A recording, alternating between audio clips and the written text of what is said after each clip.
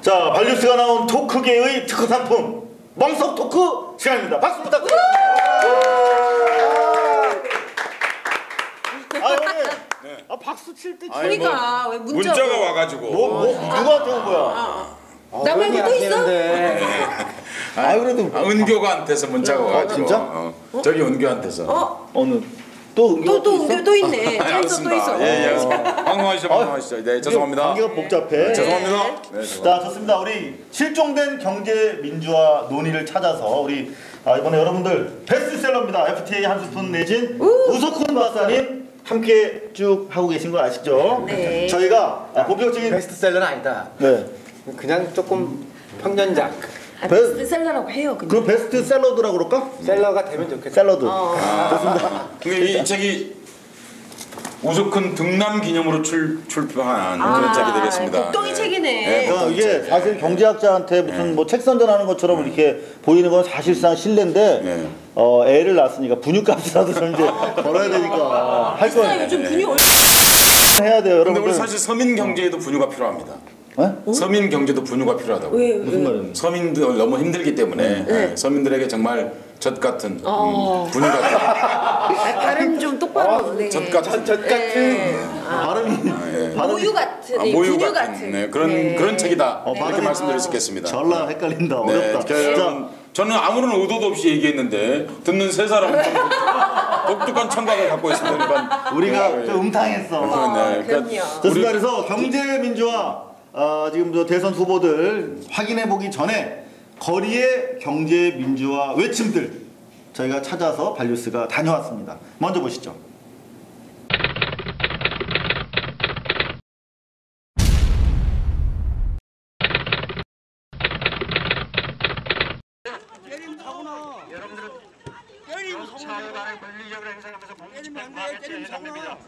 여기 합정동 누가 그렇습니다. 할아버지 밀지 마세요.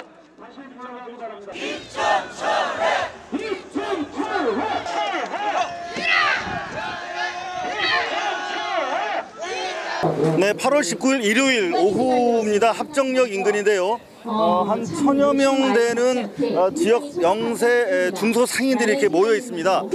반경 2.3km 이내에 벌써 홈플러스가 4개가 들어와 있는데 또 1개가 더 추가된다고 합니다.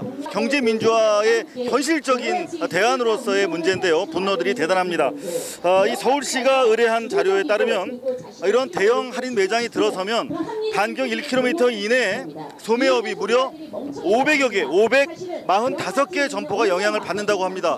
정말 보통 심각한 문제가 아닐 수 없는데요. 연사들 얘기를 좀 자세히 들어보고 또 계속 저희가 취재 내용을 전달해 드리도록 하겠습니다. 저는 홈플러스가 이곳 합정역 4,300평으로 들어와서 쫄딱마고 나갈 것이라는 확실한 증거, 그것을 우리가 보여줘야 된다 이렇게 생각합니다. 30% 장사해서 먹고 사는 사람들의 장사 제대로 할 수 있도록 보장해 주면 됩니다. 합정동에 홈플러스 입점은 무효임을 확인하는 판결을 선고하겠습니다. 경제 민주화 수준의 구호까지 외치시면서 이렇게 삭발하게 되셨는데 직접 겪어보시니까 어떤 생각이 드셨어요? 이제는 저희 상인들도 경제 민주화를 논할 정도의 의식이 많이 전환이 됐다고 생각을 하고요. 투자를 받고 이벤트를 해서 시장 활성화에 노력을 해도 이렇게 대형마트 하나 들어오면 저희 같은 전통시장은 그런 노력들이 다 헛되이 되고 어둠이 빛을 이길 수가 없습니다. 우리의 투쟁은 상인들의 생존권과 지역 공동체 그리고 경제 민주화를 이룰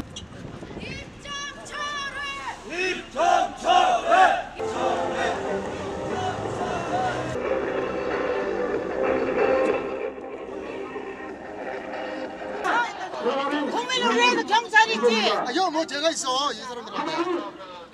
지역 주민들은 홈플러스가 관계기관의 권고에도 불구하고 계속 공사를 진행하고 있는지 여부를 확인하기 위해서 지역 상인 대표들과 정청래 의원이 현장을 지켜볼 수 있도록 요구를 하고 있는데요. 경찰은 현재 반대하고 있는 상태에서 몸싸움이 일어나고 있습니다. 입점 철회! 결사 반대! 결사 반대! 입점 철회!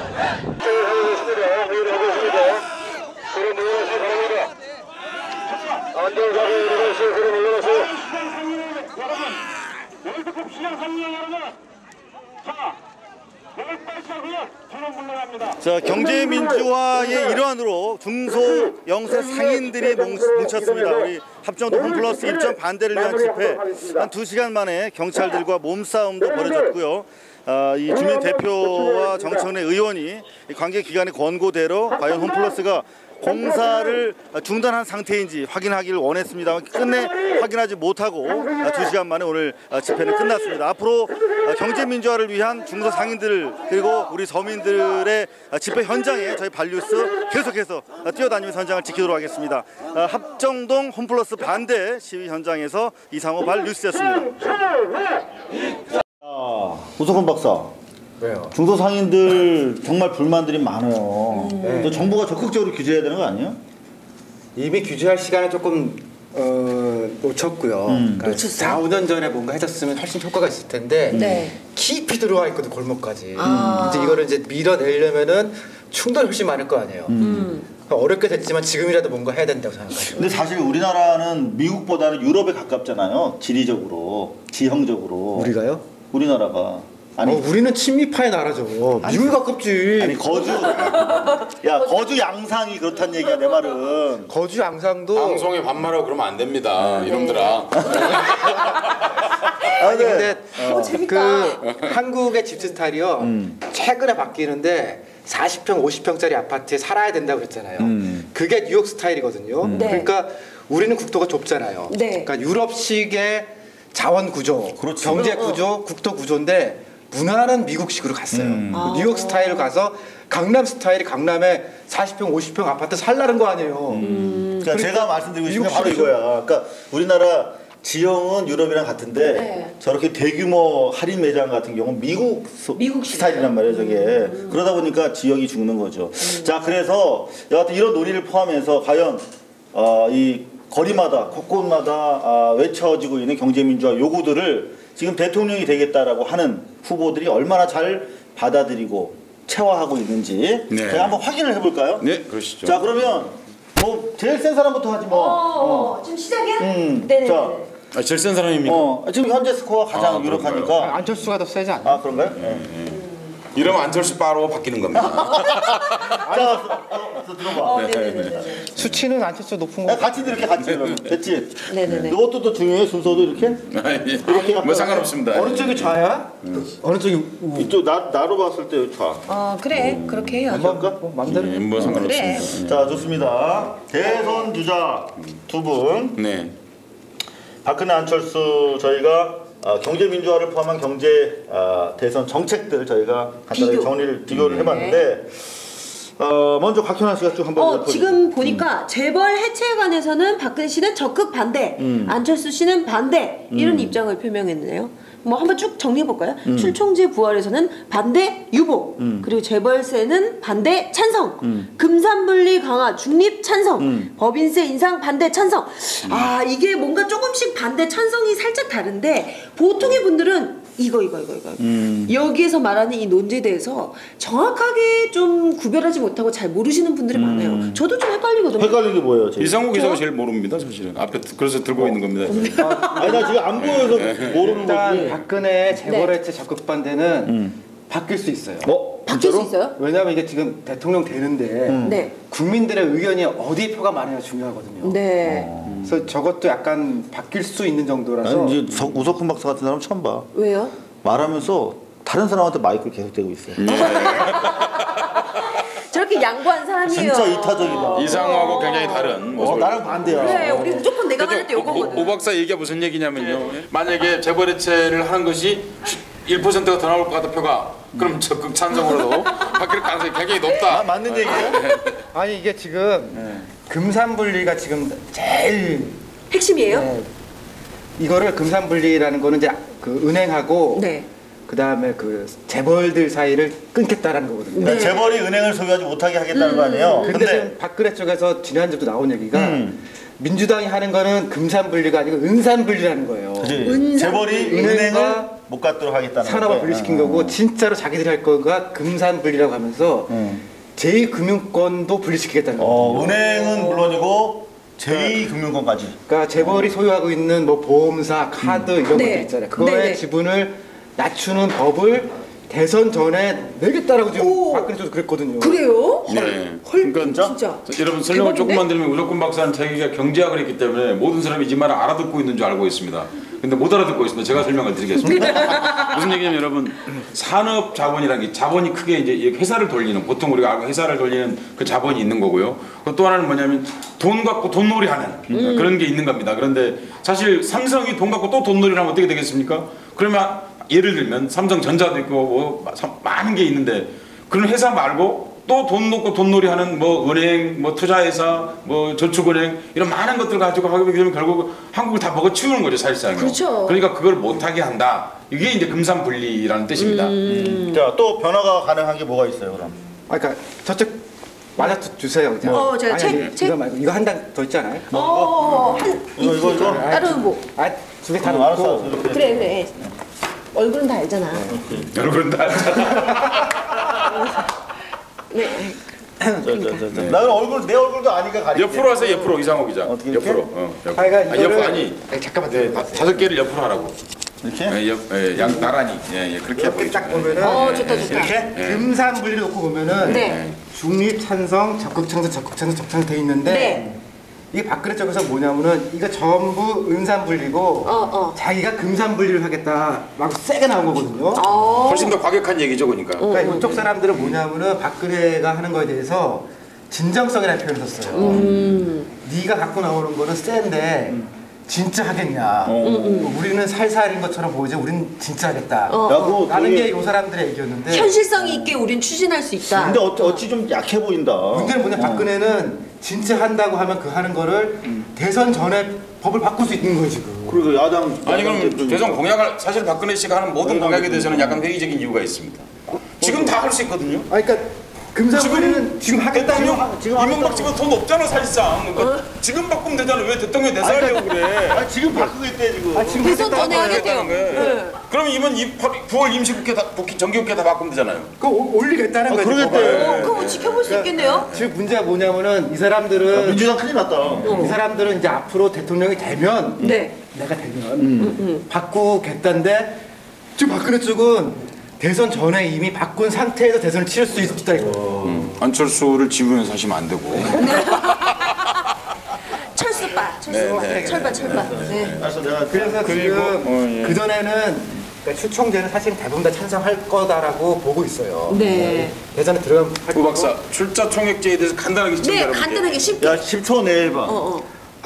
재벌이 너무 조금 갖고 있는데 네. 그 지분으로 0.5%쯤 갖고 있어요. 그걸로 전체를 지배하잖아요. 소유 네. 오너라고 하는 사람이. 그러니까 3초 남았어. 돈 내고 해라. 제대로 지배해라. 돈 내고 제대로 지분 가지고 혹은 해라. 아니면 그만큼만 딱 가지고 해라. 그러니까 도박할 때 그 판돈 제대로 가지고 하라는 거 아닌가? 뭐 그런. 예, 그렇게 말하면 안 되겠습니다. 도박은 생산력이 없기 때문입니다. 그런데 미안합니다, 이상호입니다. 뭐냐면 여러분, 한국의 대표적인 재벌 굳이 이름은 말하지 않겠습니다. 그 재벌은 우리가 알고 있는 재산의 크기의 0.5% 가지고 전 기업을 지배하고 있습니다. 계속해서 돌려가지고 그러니까 그거 하지 말라. 너무나 상식적인 거죠, 여러분. 그런데 삼성 얘기하는 거예요, 삼성 얘기. 아유, 나 속이 다 시원하네. 아유, 삼성이다 그래.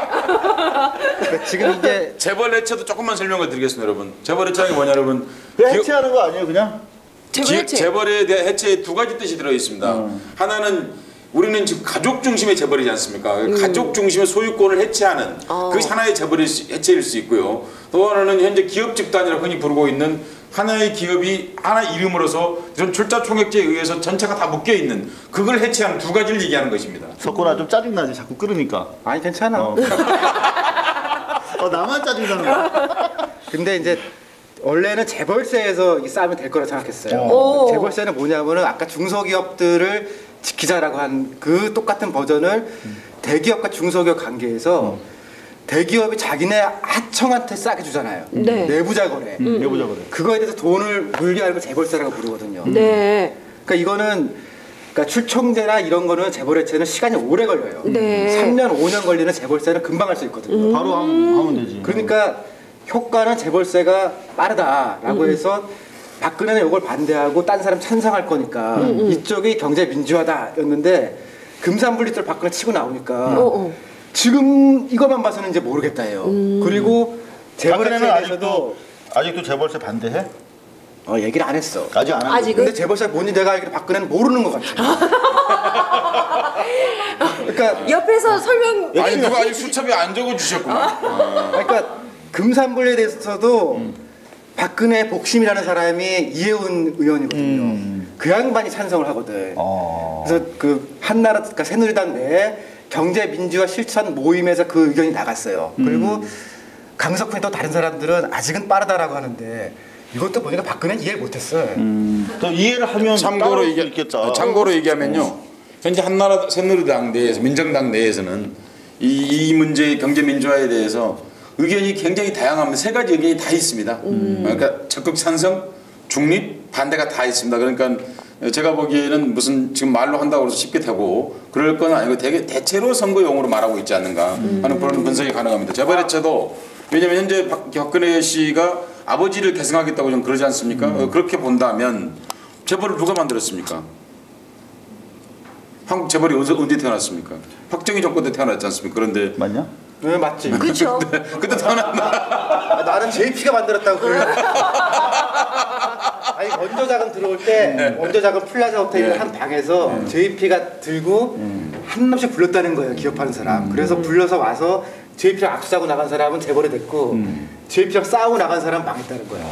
그러니까 근데 그렇게 만든 그 재벌 아버지를 계승하시는 분이 JP를 계승한다니까. 네, 그렇죠. 예. 근데 이제 지금 문제는 박근혜는 사실 철학이 없어요. 그것도 거꾸로 뒤지면 뭐냐면은 누가 옆에서 이거 하면 표가 높아진다라고 하면은 또 받을 수가 있는 상황이에요. 그러니까 지금 이 표에 나와 있는 이대로 본다면 이분이 경제를 이해하고 있는 건 아니다. 그걸 금방 알 수 있습니다. 왜냐하면 지금 재벌세 문제가 사실 가장 빨리 할 수 있고 당장 조치할 수 있는 거거든요. 그러니까 선거용을 위해서는 사실 그거 빨리 해야 되는 거죠, 사실은. 재벌세 바로 한다 그러면 어떡하지? 할 수도 있는 할 수 있죠. 건데. 근데 과연 그것이 우리가 법이 없어서 지금 청와대가 지금 탄핵을 안 당하고 있습니까? 그러니까 궁극적으로 제가 이제 좀 고민하는 건 뭐냐면 요 틀 자체가 김종인하고 논쟁 과정이 생긴 틀이에요. 그렇지. 그러니까 김종인이라면 김종인 공동선대본부장인데 그렇군요. 경제민주화 의제를 주도하고 있죠 지금. 그러니까 87년 9차 개정 헌법에 경제민주화 조항을 자기가 넣었다고 주장하시는 분이에요. 근데 경제민주화 조항이 그때 들어간 건 사실이잖아. 들어간 사실인데 그 넣었다는 사람들이 많더라고요. 넣었다 뺐다가 다시 어떻게 했지 그럼? 그 얘기 조금만 하면 이렇습니다, 여러분. 현재 현행헌법을 얘기하는 겁니다. 현행헌법 119조 2항에 경제민주화 조항이 있습니다. 근데 그 조항은 사실 유신헌법에 의해서 폐기되었던 겁니다. 원래 있었던 조항입니다. 경제민주화라는 조항으로만 있지 않았을 뿐이지 이른바 국가가 운영하고 있는 혹은 기업이 갖고 있는 그 자산을 가장 효율적으로 사용해야 되는 문제에 관한 겁니다. 국가 자산의 효율성. 그것은 무슨 국민을 위해서 필요하면 얼마든지 기업에 대해서도 일정하게 영향력을 행사해서 국가가 개입해서 그걸 국민을 위해서 사용할 수 있다는 것이 기본적인 개념입니다. 그것이 경제민주화의 핵심 개념입니다. 내가 듣고도 어렵다. 이거는 어쩌면 편집될지도 모르겠어. 근데 이제 문제는 이 틀이 전부 다 일국의 대기업을 위한 경제민주화 틀이에요. 근데 87년 그 당시에는 우리나라에 있던 큰 기업이 국내 기업이었잖아요. 네. 근데 지금은 우리나라의 재벌들이 다 다국적 기업이 돼 있거든요. 그러니까 미국에도 있고 중국에도 있고 그러니까 이거는 사실 옛날 틀이라는 거예요. 그러니까 이거는 87년이면 딱 맞아요. 근데 지금 여기서 빠져 있는 게 뭐냐면은 뭐가 빠져 있어? 크게 보면 그러니까 다국적 기업이라는 걸 전제하면은 그 사람들은 어떻게 규제할 거냐. 근데 FTA가 한 가지 문제죠. FTA라는 거는 이게 그래서 FTA 책이 중요한 다국적 겁니다. 기업한테는 무조건 유리해요. 그러니까 그러니까 미국 기업이나 한국 기업이나 다국적 기업은 유리하고. 무조건 받아서 그이 책에도 나와 있습니다만 질문 한 가지 드리겠습니다. 만약 우리가 이런 조치를 취하고 있고 다국적 기업에도 이런 조치를 취하려고 할 때 이러면 여기서 우리 ISD 조항 투자적 국가 제소에 우리가 해당이 되는 겁니까 안 되는 겁니까 그렇게 되면? 한 이거에 관련돼 있는 공동 출자한 미국 기업이 있었거나 자본이 있었거나 삼성전자나 KT 같은 거 다 혹은 미국에서 투자돼 있지 않습니까? 그건 개인이라서 네. 개인이 소송하기 조금 어렵습니다. 네네. 그 다음에 이제 이거에 해당되어 있는 외국 기업이 있다. 네. 그러면은 사실은 ISD이기 때문에 우리끼리 뭘 한다고 실컷 말만 할 수 있지 사실은 못해요. 실효성은 없는 거네요. 그러면 그게 선거용 실효성은 있는데 정말로 이걸 도입할 수 있느냐라고 할 때는 ISD가 어떻게 되는지를 봐야 되거든요. 좋습니다. 그런 점에서 지금 FTA라는 거 하나가 사실은 경제민주화에서 굉장히 고민해야 되고요. 또 한 가지는 이거 전부 다 일종의 금융제재와 관련되어 있는 거거든요. 네. 근데 실제로 금융자본이라고 하는 우리가 소위 모피아라고 부르는 그러니까 금융 쪽에 대해서는 어떻게 민주화를 할 거냐. 그러니까 일단 한국은행은 어떻게 중립적으로 하거나 혹은 뭐 독립적으로 할 거냐 내지는 원화는 어떻게 할 거냐. 그런 금융민주화에 대한 얘기들이 지금 논의에 싹 빠져 있어요. 그건 어렵거든요. 근데 제가 이분들의 일부와 얘기를 해보니까 국민들도 이해하기가 어렵지만 후보들 본인이 금융민주화는 이해하기가 어려워요. 그래서 이게 지금 우리 정권을 바꿔도 다음 정권에 모피아들이 또 장난치게 생겼어요. 모피아 이를테면 강만수 우리가 리만 브라더스 할 때 그때 이명박 강만수 네. 그럼 핵심이 빠져 있는 거네요. 어떻게 보면은. 그러니까 돈 얘기를 하는 것 같은데 정작 돈은 어떻게 민주화시킬 거냐는 없고 재벌에 대한 얘기만 있는데 그것도 일국 중심으로 되어 있기 때문에 FTA가 발효된 상황에 대해서는 실제로 이렇게 움직일 수 있는지에 대해서도 잘 모르겠다. 기왕에 지금 이제 요거는 재벌 개혁에 대한 주로 그런 이야기들이 있고, 자 그런데 우리가 이제 FTA 얘기가 나왔으니까 네. 또 FTA 얘기를 안 할 수가 없는데 일단 FTA처럼 국민 생활에 직결되는 문제들, 그 다음에 그 밖에 일련의 경제 민주화 조치들 어떤 게 있는가를 간단하게 좀 살펴봐야 될 것 같은데, 이 책이 주장하고 있는 대표적인 경제 민주화 조치들 어떤 게 있는 거죠? 일단 통상에 대한 우리 전략을 재검토하자는 게 제가 기본에 갖고 있는 생각인데, 그러니까 흔히 우리가 수출로 먹고 산다고 하잖아요. 네. 저도 동의해요. 그리고 그렇게 수출이 중요하면은 통상도 정말 중요할 거 아니에요. 그렇지. 그렇죠. 네. 근데 우리의 통상 정책이 뭐냐라고 하면은 뭐야 우리 통상 정책이? 우리는 싸게 만들어서 많이 팔고 이렇게 그런 거 아니야? 그 단가? 이상한테 물으면 안 됩니다. 저기. 나 딴 생각하고 있었어 지금. 박현아 씨한테. 네, 우리 박현아 선생님한테 네네네. 우리의 통상 정책은 뭐죠? 딴 생각했다고 그래. 아니 물어보지 말고 네가 얘기해. 그러니까. 아니 오석훈 박사가 이 책에서 이제 거기에 대한 중대한 질문을 하고 있습니다. 무슨 얘기냐면 한국은 지금까지 이른바 수출 혹은 무역으로 오랜 동안 먹고 살았는데 정확하게 통상에 대한 정확한 정책을 갖고 있지는 않았다. 적어도 그러니까 1876년 강화도 조약이라고 흔히 부르는 조일 수요 조약이죠. 그때 이후로부터 지금까지 제대로 된 통상적을 가지고 있지 않은데 그 과정에서 한미 FTA라고 하는 이 엄청난 조약이 밀려 들어왔다. 거기에 우리는 어떻게 대응할 것인가. 우리가 경제 민주화도 얘기하고 있지만 그런 것도 어떻게 할 것인가 하는 문제를 이 책에 지금 다루고 있다. 그런데 그 어려운 질문을 이상호 기자에게 지금 던져버렸습니다. 저한테도 있어요. 아유 너무 막 던진다. 아니 지금. 근데 통상 정책이라면 우리 상식적으로 생각해 보면 통상적인 질문이 아니었잖아 지금. 통상 근데 이런 거죠. 그 중국과는 어떻게 한다, 지역별로 어떻게 한다, 그 다음에 산업별로 어떻게 하겠다, 이제 아프리카는 어떻게 한다, 뭐 이런 게 통상 정책일 거 아니에요. 그렇지. 근데 지금 우리의 통상 정책은 FTA를 많이 하면 할수록 좋다밖에 없어. 맞아. 그렇죠. 그러니까 지금 뭐 한미 FTA도 국민들의 사실 최종적인 인준을 받지 못한 상태인데 중국, 일본 뭐 계속 좀 다국적으로 하겠다는 거 아니에요. 그러니까 1대1로. 다다익선인데 FTA. 그게 통상 정책이냐 그러면은 굉장히 통상의 좁은 부분이라 이거죠. 그러니까 우리는 통상에 대해 사실 논한 적이 없고 한미 FTA를 하자 안 하자, 한중을 하자 안 하자는 통상의 굉장히 조그만 부분이잖아요. 근데 그게 우리의 통상의 모든 게 지금 버렸다 이거죠. 그러니까 한미 FTA를 다른 나라로 확대할 것인가에 대한 논의는 한미 FTA에 대한 재개정 또는 폐기 등에 대한 논의로부터 출발해야 된다는 얘기네요. 제가 생각하는 거는 좀 더 거대한 얘기인데 오 박사가 좀 얘기하고 있는 것은 더 근본적이고 큰 얘기를 하고 있는 건데 뭐냐면 우리가 수출을 하든 수입을 하든 뭘 해도 좋고 FTA를 해도 좋다 이겁니다. 그러니까 뭐 그걸 하고 안 하고 이전에 우리가 가령 미국과 통상을 하게 되면 통상만의 통상 정책을 해올 때 그게 단지 무역의 문제만이 아니라 국가의 전체 운명과 관련된 일이지 않습니까? 그러니까 거기에 따른 긴 안목과 전략이 필요하다는 거죠. 거기에 따라서 중국과 하면 중국과 FTA 해도 좋다 이거예요. 그러면 그 FTA와 관련된 정치적인 것 혹은 사회적인 것 혹은 문화적인 것 이런 거는 전반적인 계획을 세우고 가령 FTA를 하면 뭐 5년을 한다 10년을 한다 그러면 그 이후에는 어떻게 한다 예컨대 그런 포괄적인 가장 기본적인 정책을 세우고 나서 FTA를 하든 뭐 다른 무엇 폐기를 하든 뭐 계약을 맺든 그래야 되는데 그런 기본이 안 서 있다 그런 그게 얘기. 네가 말하려고 했던 거니? 90%. 10% 빨리 추가해줘. 10% 추가해줘. 거기다 10%는 이제 그 통상 정책을 결정하는 과정에 국민들이 해야 된다는 건 상식적인 거고요.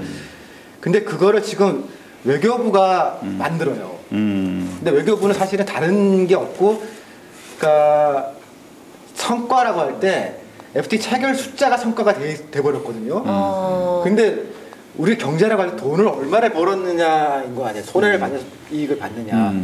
근데 이걸 외교부가 다 주도를 하다 보니까 외교부는 체결 숫자가 많으면 되잖아요. 그러니까 문제는 국내 경제가 잘 되느냐 못 되었느냐와 FTA 체결을 하는 그 성과 사이에 연기가 끊어져 있거든요. 그러니까 예를 들면은 국내에 있는 어떤 경제부처가 이걸 했다.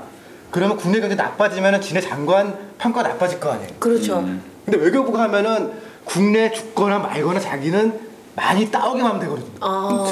그럼 어떻게 해야 돼? 외교부에서 가지고 있는 통상 관련 교섭권을 빼내야 돼 옛날처럼? 일본의 경우를 보니까 일본 같은 경우는 그 통상 관련돼 있는 부처에서 직접 해요. 경제 부처에서. 그다음 미국 같은 경우는 실제로 이제 권한은 의회가 가지고 있고 실무는 백악관에서 가지고 있거든요. 이게 무슨 말이죠? 좀 설명을 해주시죠. 그러니까 행정부처가 하는 수도 있고 입법부가 하는 수도 있고 혹은 지금 우리식으로 얘기하면 청와대가 하는 수도 있는데 외교부가 일방적으로 이렇게 하도록 돼 있는 경우는 별로 많지 않고 특히 일본이나 한국처럼 무역이 중요한 나라에서는 국내 경제를 하는 데에서 그걸 같이 하거든요. 그래야 이럴 때 있는 거 아니야. 한국의 피해자가 되게 많은데 외교부는 그 사람들 피해를 봐도 자기네 부처평가 피해를 안 받아요. 그러니까 제가 4대 피해 집단이라 했던 게 20대 그 다음에 이런 자영업자들 그리고 농업 그다음에 마지막으로 그 의료에 문제가 있는 사람들 난치병 환자들이 있는 사람은 약간 많이 올라가거든요. 이런 사람들이 어려워져도 외교부는 상관할 게 없거든요. 신경 쓸 게 없잖아요. 근데 만약에 마음은 아파하겠지만 업무 직접 연관성은 승진해서 뭐 마음 아파할 가능성 없을 텐데요. 훨씬 좋아하겠죠. 그러니까 우버큰 박사의 사람인데 해설을 마음은 아파하겠지. 할루스의 지성의 해설을 해보고 넘어가야지. 이겁니다. 왜 그래 정말. 우리나라처럼 지금 유석근 박사가 얘기하고 있는 건 무슨 얘기냐 여러분? 아주 중요한 얘기입니다. 외교부가 이걸 주도하는 건 몹시 위험하다. 이건 무슨 얘기냐면 외교부에 있는 사람들이 안 똑똑하다는 얘기가 아닙니다. 근데 그런 사람들은 선출 권력이 아닙니다. 무슨 얘기냐면 그냥 시험 봐서 거기 올라간 사람들이죠. 국가의 정책이 자기 출세 수단이 얼마나 될 수 있는 사람들입니다. 실제로 이 사람들은. 그리고 그 사람들이 애국심과 출세 중에 어느 게 더 높을까 생각하면 해볼 필요가 있다. 이런 뜻이 들어있어. 그런데 그보다 중요한 것은 미국이라고 하는 굉장히 그렇게 수출 많이 하고 통상에 대한 세계 최고의 대가 국가도 이상하게도 의회가 이 권력을 가지고 있느냐는 겁니다. 그래서 의회가 이 권력을 대체로 일반적으로는 의회가 갖고 있는 통상에 대한 의결 권력을 행정부에 위임하는 형태입니다. 그래서 뭐 몇 개월 안에 이걸 끝내라. 그리고 행정부한테 뭐 그렇다고 또 이거 중단되죠. 그러면 또 약간 연장해주거나 이런 방식을 쓰고 있는 거거든요. 이게 왜 그러냐면 여러분 의회는 무엇입니까? 선출 권력이지 않습니까? 그러니까 그 사람들은 늘 이런 문제를 국내 경제 문제를 고려할 수밖에 없습니다. 그러니까 어떻겠습니까? 지난번 한국과 FTA 할 때도 누가 제일 설쳤습니까? 대통령이 아니고 정작 거기 국회의원들이 아니 우리 자동차 사망하는데 근데 그 사람 보면 디트로이트 출신이야 그 국회의원이 이런 식으로 해서 늘 자기들 민의를 반영하는 것이거든요. 근데 우리는 그렇지 않고 정말 밀실에서 몇 사람이 해갖고 우리 할게 해가지고 그러니까 국민이 이게 뭐지? 자 좋습니다. 예, 그렇게 한 문제 나오면 빨리 가자고. 저는 이제 시청률을 신경 안 쓸 수가 없어가지고 좀 더 쉽게 한번 여쭤볼게요. 제가 워낙 쉬운 사람이라서. 네가 쉽게 한다 그러면 어려워지더라고. 아니야, 진짜 쉽게 물어볼게. 지금 경제 민주화가 분명히 의제가 된 대선 전인데 이번에 다 경제 민주화 한다고는 하는데 자, 누가 진짜 경제민주화 문재인 가리지 말고. 경제민주화 진짜 할 건지 안 할 건지 국민들 입장에서 봤을 때 어떻게 선별을 해야 돼요? 네. 하여간 FTA 입장을 보면은 박근혜는 나는 박근혜 FTA 모르는 것 같아요. 모르는 것 같은데 하여간 무지하게 찬성하고 ISD도 찬성하면서 아까 말한 이게 일제 표준 약관 같은 거를 얘기를 하거든요. 그러니까 국제 간에 거래할 때 들어가는 거다. 근데 사실 그렇지는 않고 안 하는 나라도 많고. 자, 그러면은 그러니까 FTA를 보면은 FTA 찬성 여부가 경제민주화 의지를 하나 보여주는 한 가지인데 중요한 박근혜가 기준이다. 도저히 할 수 없는 것 중에 하나가 FTA 찬성이다. 반대다. ISD 문제. 나머지 사람들은 ISD를 다 반대를 해요. 그 다음에 재협상을 할 거냐, 그 ISD 외에 그런 재검토에서는 지금 손학규, 김두관은 저 근데 ISD가 뭐예요? 잘 물어봤어. 근데 뭐예요? 저 계속 들으면서 설명해 뭐지를 주셔야 될것 같습니다. 생각했거든요. 투자자 국가소송제라고 하면서 투자자 기업, 그러니까 투자한 사람이 네. 해당 국가를 다른 국제 법원에 끌고 갈 수 있는 거예요. 그러니까 그 나라 법원에서 안 하고 네네네네네. 익시드라고 하는데 그러니까 해외 법원에 가서 그럼 그 나라 그 투자자한테 유리하게끔 할 수 있겠네요. 미국은 그냥 미국에 있으니까. 그래도 유엔에 가면 누가 유리해? 아니 그래도 대충은 알겠어요. 왜냐면 대충만 알면 돼. 그 미군들 같은 경우도 우리나라에서 법 따로 안 받고 자기네들 법으로 이렇게 처찰령 그런 거 비슷한 거 아니에요? 굉장히 예, 비슷해요. 굉장히 비슷한 겁니다. 소파하고 굉장히 비슷한 겁니다. 약간 그런 느낌인 것 같았어요. 우리나라 와 있는 박희나 씨 똑똑해요. 이쁜 것만으로는 안 돼. 그러니까 우리나라 와 있는 다른 기업이 미적 지성. 한국 정부를 끌고 나가는 거예요. 다른 데 가서. 오케이. 또 그러면 그 한미 FTA 말고 경제민주화 할 사람인지 안 할 사람인지 구분하려면 또 뭘로 보면 돼? 네. 하여간 판단 기준. 묘한 건데요 지금. 네. 원래 손학규는 자기가 중도라고 그랬거든요. 네네. 중간에 계속 있었어요 손학규는. 네네네. 뭐 FTA? 아니 그러니까 경제 정책 내에서 중도에 있었는데 박근혜가 지금 사정없이 왼쪽으로 파고드는 거거든요. 네. 그래서 손학규 바로 오른쪽까지 와 있어요. 지금 문재인 그러니까 되게 중심인데 손학규가 딱 가운데인데 네. 문재인은 오른쪽으로 가 있으니까 문재인과 박근혜가 조금만 더 있으면 박근혜 더 올 거예요. 그리고 김두관은 조금 더 왼쪽에 가 있고.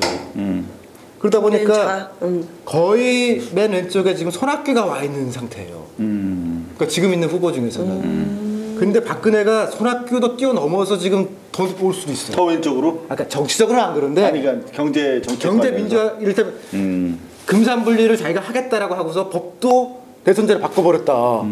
그러면 맨 왼쪽으로 오는 거라니까요. 야, 그러면 자 우리 우석훈 박사 말대로라면은 지금 대통령이 어떻게 해서든 돼야겠다 강한 의지를 보이고 있는 박근혜 후보가 상당히 개선적인 개혁적인 경제 정책을 채택할 가능성이 많아 보이는데. 포퓰리즘인데. 자 그러면 그 우리 저 민주당 쪽에 있는 후보들은 그럼 어떻게 해야 돼요? 그러니까 지금 문제는 손학규와 박근혜 사이에는 손학규는 요번에 노동에 관한 새로운 정책을 냈잖아요. 전역에 있는 사람을 냈기 때문에 그거는 실제 노동책에 바꾸겠다는 거거든요. 그러니까 박근혜는 거기까지는 오기 어려울 거예요. 노동 쪽은 좀 어렵지. 그러니까 중도에 있는 손학규가 지금 맨 왼쪽이 돼버리는 거고 문재인과 박근혜 사이에 누가 더 왼쪽일 거냐라는 경쟁이 지금 올 텐데 모르겠어요. 이건 아직 조금 더 봐야 돼요. 그러니까 문재인 쪽에서는 나온 게 별로 없어요. 이를테면 문재인 후보 같은 경우에 사실 그 노무현 대통령이 적자를 주장을 하고 있고 노무현 대통령은 지난 정권의 참여 정부에서 삼성과 유착이랄까 그걸 통해서 그 서민들 실망을 안겨준 정부인데 그분에 대해서 명백한 반성이 아직 없는 거 아니에요? 아마 박근혜는 줄푸세하고 있을 때는 여기 있었거든요. 그렇지. 여기 또가 지금 이 뭐라고 불러야 되지? 후보님. 이래서 안 나오려고. 그러다가 이종걸 의원 됩니다. 맨날 이렇게 욕하다가 박근혜 후보님. 박근혜 후보님이 여기쯤 계시다가 지금 굉장히 좀 왼쪽으로 와서 지금 문재인을 추월해서 갈 듯한 공세를 가는 거예요. 위험해요 지금 상당히. 안철수 같은 경우는 이게 나온 게 없어요. 근데 FTA로 보면은 문재인보다는 왼쪽에 가 있어요. 동시다발적 FTA를 재검토하겠다라고. 그냥 뭐 제가 글 쓴 적이 있었는데 박근혜 씨가 하고 있는 이 정책 방향에 대해서요. 간단하게 얘기하면 이렇게 말씀드릴 수 있습니다. 대선을 앞두고 이른바 좌파의 정치적 의제들을 다 깨트리는 전술을 쓰고 있는 겁니다. 그러니까 경제 민주화라든지 사실 이런 말 되게 쓰기 어려운 거거든요. 현재 민정당에서는 그런데 그런 말들을 씀으로써 사실 정치적 효과를 내는 겁니다. 그리고 뭐 웬만한 것들은 다 언급할 겁니다. 그렇게 함으로써 결국 민주당 후보가 얘기할 수 있는 것들에 다 물타기를 해버리는 거죠. 가령 이제 뭐 노무현 봉화 참배 습격 사건, 그러니까 이라든지 그런 것들도 다 이제 뭐냐면 이른바 뭐 화해, 이런 것들에 대해서도 마찬가지로 다 먼저 선행해서 다 먼저 먹어치워 버리는 거죠. 그렇게 됨으로써 그 사실상 그 공격이야말로 가장 방어인 거거든 사실은요. 그러니까 실제로 그걸 실현할 거라고 믿는 것인가 여러분? 물론 저도 안 믿는다. 그러니까 FTA에 대해서는 박근혜가 받기가 어렵고 나머지 거에 대해서도 지금 재벌 해체를 가만히 보시면요. 그러니까 김두관 정도만 찬성이지 재벌 해체 찬성한 사람 없거든요. 네. 여기 이렇게 중립이라고 되어 있잖아요. 네. 박근혜도 중립까지 오른데 24시간이면 돼요. 더 짧을지도 몰라. 그러니까 이렇게면은 손학규가 이렇게 얘기했어요. 그러면은 그 정도 하자. 알겠습니다. 그런데 책 얘기는 안 해?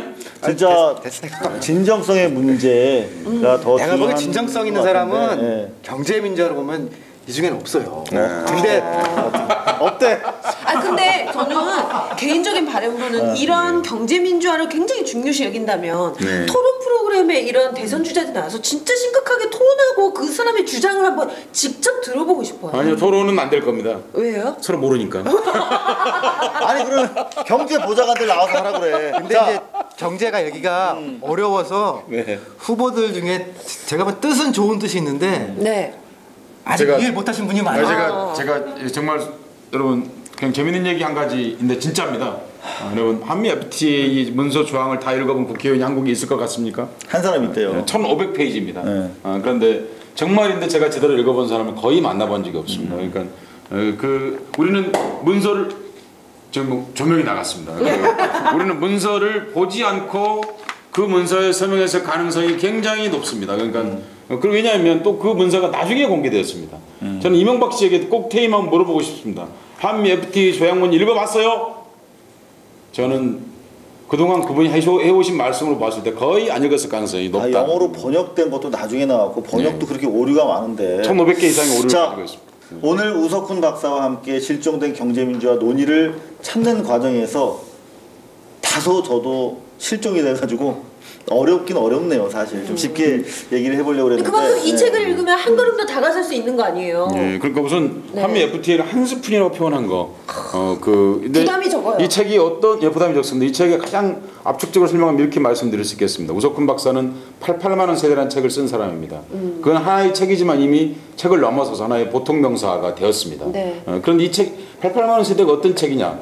이거 관련되어 있습니다만은 그것은 대개 경제학자들은 현실을 분석하는 데 그치지 그 현실에서 그 경제의 주체에 대해서 언급하기 쉽지 않습니다. 언제든지 가장 어려운 공부가 사실은 주체를 반듯하게 하는 겁니다. 그런데 그 경제학에서 주체를 세우고 있는 그런 책을 하고 있습니다. 또 하나는 이 책의 내용 중에 머릿말에도 나오고 있고 이 책에 들어가면 계속해서 나오는 이 표시가 있습니다. 이게 이제 체리인데요. 체리. 그 체리인지 다른 앵두인지 잘 모릅니다. 그런데 우석훈 박사가 체리를 먹어야 되냐, 앵두를 먹어야 되냐 하는 얘기가 이 안에 나오고 있습니다. 그래서 이 그림이 있는 거예요? 그렇습니다. 그러니까 여기서 앵두는 한국 것이고 체리는 이제 우리가 한국에서 거의 농사가 잘 안 되는 그런 거 수입돼 있는 거죠. 여러분 체리를 드시겠습니까? 앵두를 드시겠습니까? 자, 좋습니다. 오늘 바쁜 시간 내주셨어요. 지금 나 안 바빠.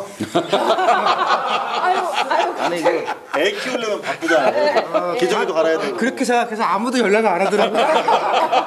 자, 일단 제가 오늘 이렇게 정리를 하겠습니다. 진정성이 가장 중요하다.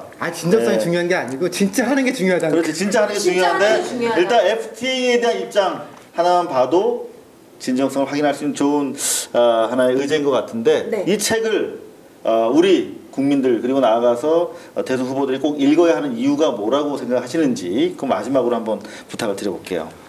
그냥 제가 진짜 바꾸고 싶은 거를 이제 한마디로 요약을 하면은 FTA 우리 모르고 했어요. 여러 개를 했는데 이게 어떻게 됐는지에 대해서 평가를 해보면은 앞으로 어떻게 될지에 대해서 좀 알 수 있을 거 아니에요. 그러니까 대선이 끝나고 나면은 그 과정에서 1년 정도 우리가 평가할 수 있는 시간을 갖자는 거예요. 즉 유보 아닌데 평가를 해서 문제가 있는 거는 사실 폐기할 수도 있는 거고 좋다 그러면 존치시키는 거고 뭐 또 다른 문제 나오면 재협상할 수 있는 거거든요. 그래서 그런 게 공약이 됐으면 하는 생각이고 그 재평가를 하는 기관이 외교부가 되면 안 된다는 거예요. 국내 어떤 중립적이건 혹은 국내 경제를 하는 기관에서 일단 뭐 지식경제부 될 수도 있고 뭐 기재부 될 수도 있는데 거기서 주도를 해서 재평가를 해서 그 결과를 국민들이 논의를 해서 이렇게 가자라고 통상의 방향을 다시 정하자는 거예요. 네, 좋습니다. 꼭 그렇게 이루어지기를 희망을 하고 오늘 우리 서희석 교수님 네. 뭐 제가 좀 야지를 많이 오셨죠. 아이고, 많이 약해. 다음 시간 안 나올 가능성이 있습니다. 저 그러면 내지는 출연료를 요구할 수가 있습니다. 다음 시간에는 우리 박현아 씨랑 저랑 우석훈 씨 이렇게 셋이서 진행을 하도록 하겠습니다. 왜 그래? 안 돼. 자, 오늘 어떠셨어요? 네, 오늘 뭐 오석훈 박사가 일부부터 계속해서 같이 참여해 주셔서 무엇보다 고맙고요. 이렇게 그 이상호 기자는 삼성과 그리고 청와대 이런 거대한 권력들과 맞서 싸우는 훌륭한 언론이 있고 우석훈이라고 하는 사실은 가만 이런 책 안 쓰면 지금 정말 잘 먹고 잘 살았을. 지금도 잘 먹고 잘 살고 세속적인 의미에서 더 그럴 텐데 경제학자의 양심으로서 이런 좋은 책을 또 쓰고 굉장히 든든합니다. 네.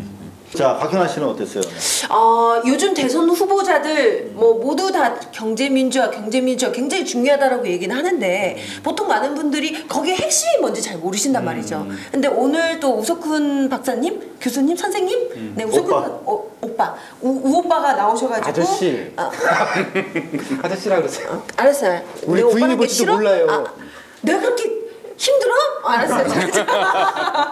우리 우 아저씨가 나와서 이렇게 좀 FT 어떻게 보면 핵심이라고 할 수 있는 부분을 저희들에게 알 수 있는 기회를 주셔서 저도 오늘 공부를 더 해야 되겠다는 생각이 들고 꼭 알아야 되겠네요. 이게 우리가 잘 살기 위해서 우리가 알아야 됩니다. 와. 그래야지 질문할 수 있어요. 좋습니다. 우리 오늘 여기서 한 주 쉬고 오늘 뵀어요. 발뉴스 제 7회 2부까지 여기서 마칠 건데요. 발로 인사할까요? 자, 여러분 안녕. 다음 주에 뵙겠습니다.